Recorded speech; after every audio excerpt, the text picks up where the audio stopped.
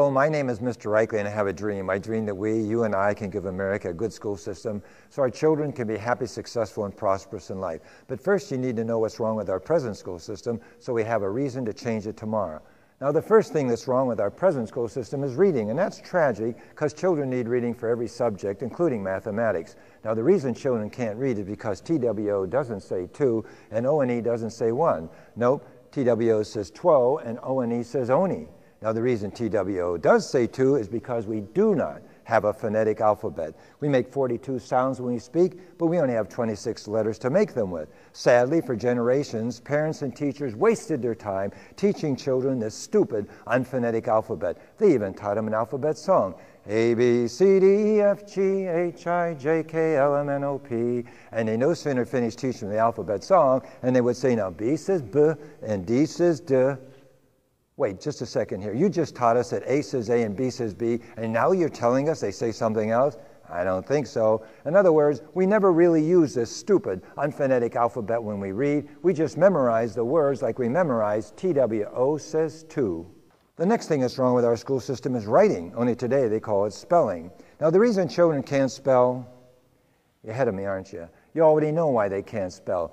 Right, it's that stupid, unphonetic alphabet. But let me warn you, the problem is serious. These two subjects cause heartache, the reason that foreigners can't learn English, and they're the reason children have trouble in school, and they cost us billions of dollars every year just to teach two subjects, reading and spelling. Once again, B-O-U-Q-U-E-T does not spell or say bouquet in English.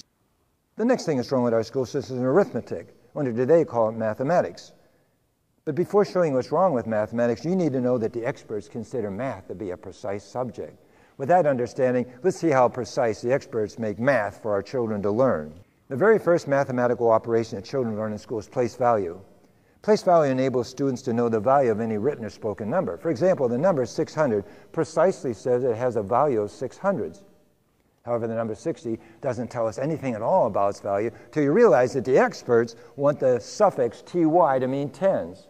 Sorry, but you can't do that, experts. The precise mathematical name for that number is 6 tens and not 60.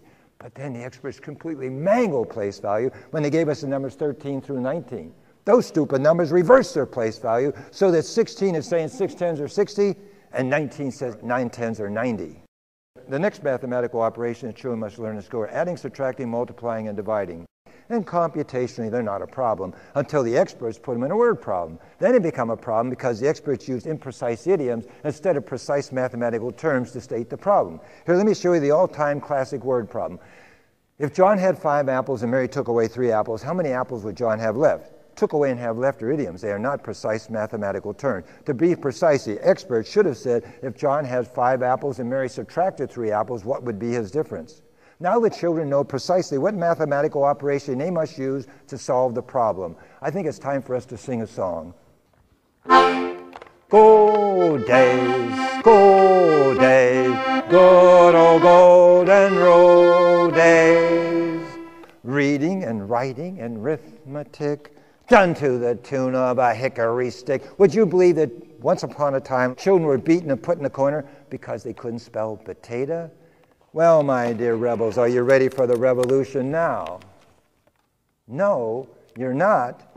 You want more? Okay. No more, Mr. Nice Guy.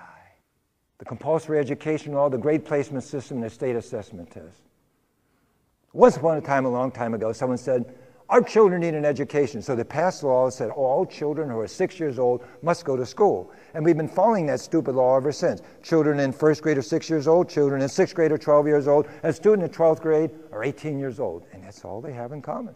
Not their size, not their strength, not their emotional maturity, and definitely not their academic ability. In fact, every year, every state gives an assessment test to tell parents, teachers, administrators, school board members, and Department of Education exactly what grade our children are in. And every year, these assessment tests tell the whole world, as plain as the nose on your face, that no child in the United States of America is in the right grade. And what does this shifty school system do with these incriminating assessment tests after they see them?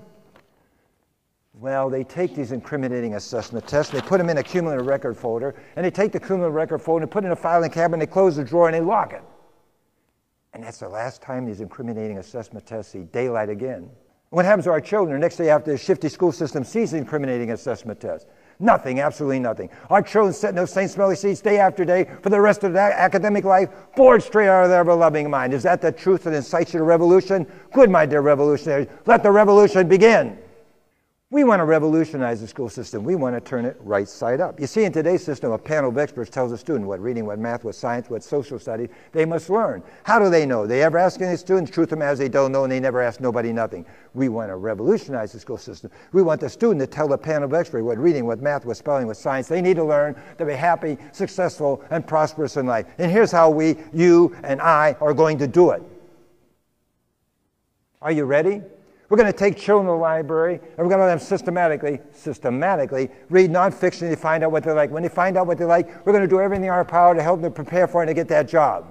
But first, you must understand 3 very important ideas that are the foundation of our system. 1, interest is an indicator of aptitude. That means if a child likes something, there's a darn good chance that they're good at it. 2, self-awareness begins at 11 years of age. That means 11 years of age, children know what they like and they don't like. And that's very important to our system, because in our system, we're going to permit the child to pick and choose for themselves. From the day they enter our system to the day they graduate, the future is going to be in their hands. And finally, nonfiction contains all the knowledge that exists in the world today from 0 to 999. And that means children can go to the library, read nonfiction, and find out what they like.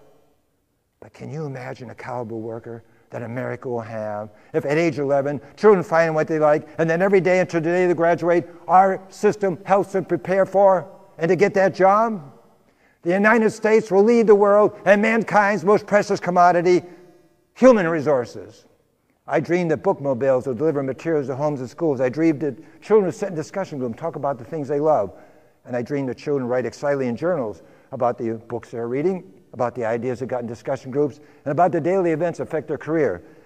And finally, I dream opinion makers like Arnold and Hillary will take up the call and make our dream become a reality. I could go on and go on with my dreams, but only communicate in the comments box below, and together we'll give America a good school system. Or you can click on the link in the description box and read more about our revolutionary school system. Thank you for your time.